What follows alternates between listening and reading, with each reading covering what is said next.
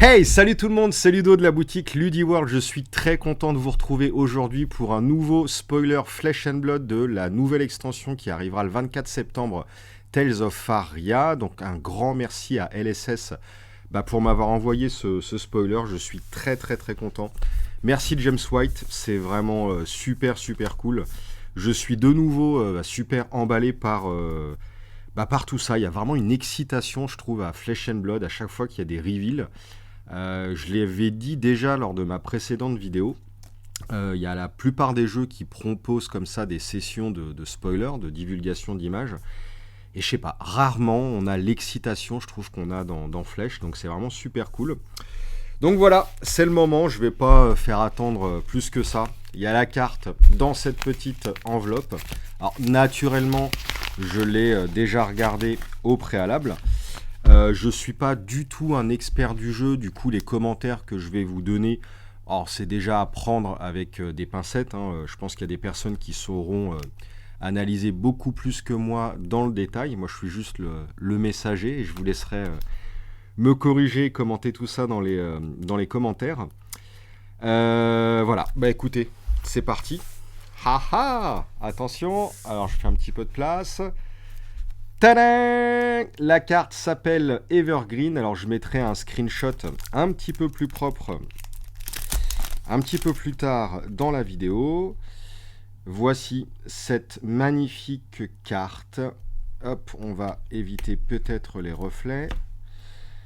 Donc voilà, ça coûte 3. Ça défend à 2. Donc c'est pas mauvais, hein, mais bon, c'est sûr que si ça avait défendu à 3, ça aurait été quand même mieux. Ça attaque à 7. Alors là, pour le coup, c'est plutôt super sympa. Et elle a un effet, lorsqu'elle est jouée depuis votre arsenal, on la met dessous son deck lorsqu'on lorsqu'on ferme la combat chain. Voilà, je vous laisse un petit peu admirer l'illustration qui fait vachement très nature, hein. Dans cette extension de flèches, j'ai l'impression qu'on va s'attarder vraiment sur des éléments, sur la nature, sur la verdoyance, sur la magie primaire de la nature, en tout cas sur le sous-élément Earth.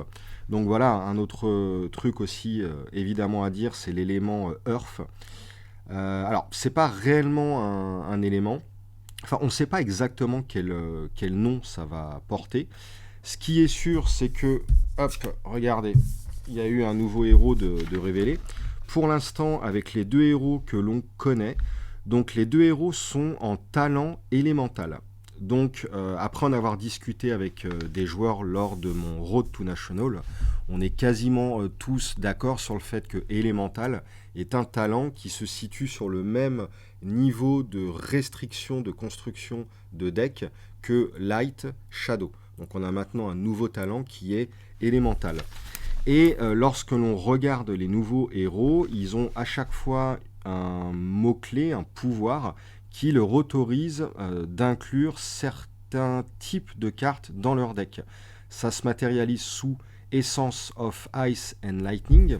Vous avez le nouveau héros gardien qui va être un enfer, un deck prison comme on les aime, qui est Essence of Earth and Ice. Donc le gardien aura accès à cette carte-là.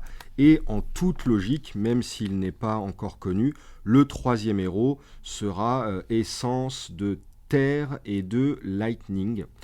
Donc le troisième héros qui n'est pas encore connu aura accès à la carte Evergreen.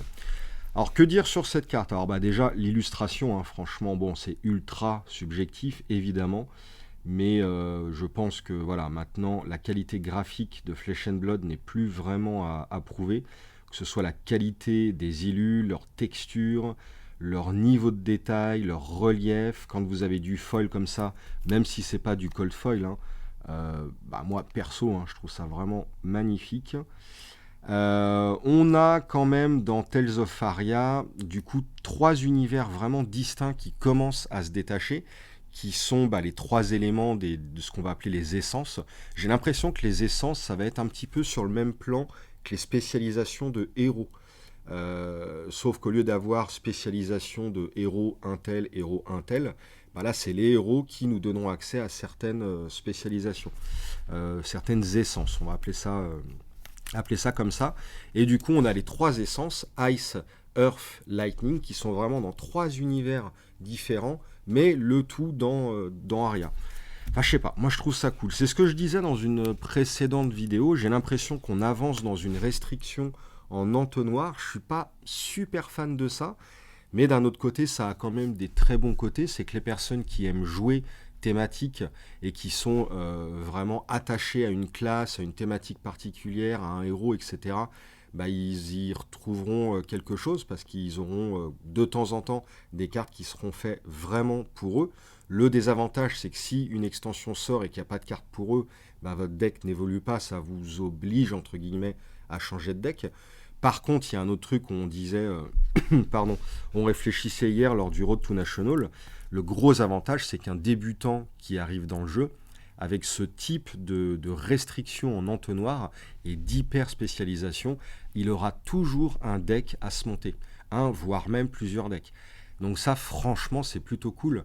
On sait que les CCG peuvent coûter en construit relativement cher, et notamment aussi parce qu'il y a des cartes qui sont sorties depuis un certain temps, et on se dit toujours, mais non, j'ai trop de retard, j'ai tout loupé, etc. Bah justement, non.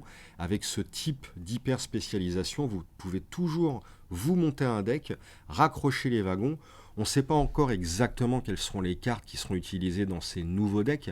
Il y aura très certainement, il ne faut pas se leurrer, des cartes, par exemple là, le gardien ou le ranger. Il y a les premières cartes ranger ou gardien qui seront certainement jouables. Il y aura des génériques qui seront jouables, oui, ok, mais le gardien, c'était une classe parmi les 8 existantes dans le jeu, donc seulement dans WTR. Ranger, c'est pareil, c'était une classe parmi 8 existantes du jeu, enfin 8 sans même monarque, hein, je parle juste des 2 premiers sets. Ranger juste dans Arcane Rising. Et après, oui, ok, il y a les génériques, mais les génériques, vous n'allez pas en jouer non plus des milliards. Pourquoi vous n'allez pas en jouer des milliards dans les nouveaux decks? En tout cas, c'est ce que je pense. Étant donné qu'il y a un pouvoir de fusion qui fait son apparition, les pouvoirs de fusion, vous allez jouer une carte qui vous demande de fusionner avec une autre, et là, à ce moment-là, vous allez utiliser les cartes de votre main, vous allez la révéler pour fusionner le pouvoir de la seconde... Enfin, c'est pas réellement fusionner le pouvoir de la seconde carte, mais vous allez donner une empreinte de l'élément de la carte de votre main, vous allez mettre une empreinte dans la carte que vous jouez. Et là, on a vraiment une mécanique liée à la thématique. Je dis n'importe quoi, hein. Je décoche une flèche, et la flèche, je vais l'électriser, je vais la rendre en glace. Enfin, je trouve ça, mais vraiment, vraiment génial. Et justement, quand on revient un petit peu sur le spoiler du jour, sur Evergreen, donc c'est une carte qui se veut un petit peu perpétuelle, c'est-à-dire que lorsqu'elle est lancée depuis son arsenal, elle va revenir sous le deck. Donc évidemment, on pense à l'ancienne carte qui a été bannie depuis, Drone of Brutality, qui, peu importe ce qu'on faisait d'elle, elle revenait perpétuellement dans le deck. Elle a été bannie parce que ça chantait un petit peu trop le concept du jeu, qui était d'utiliser ces cartes à bon escient, soit pour défendre ou la jouer, mais on les revoyait pas, ou alors ok, on pouvait la pitcher, on la revoyait. Mais là, Drone of Brutality était un peu fort, donc on va dire que c'est une mini Drone of Brutality conditionnée au fait qu'elle doit être lancée par l'arsenal, ce qui est toujours, on va dire, un petit défaut parce que vous faites un tour à 3 cartes et non à 4, sauf que c'est là où la fusion des cartes est super intéressante.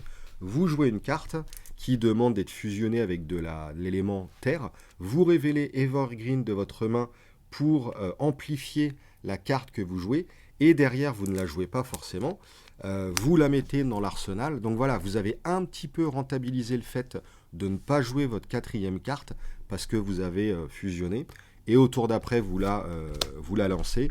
Et comme elle est lancée depuis l'arsenal, hop, elle va sous le deck. Enfin, je trouve la mécanique de fusion assez intéressante avec l'arsenal. Et lorsqu'on voit une carte comme ça, c'est plutôt cool. Donc voilà, que vous dire de plus? Je crois pas grand-chose. Si ce n'est que je suis vraiment... Enfin, c'est idiot, mais de recevoir une carte comme ça en avance, un mail en vous disant « Ouais, tu peux dévoiler une carte », enfin, ça fait vraiment super plaisir.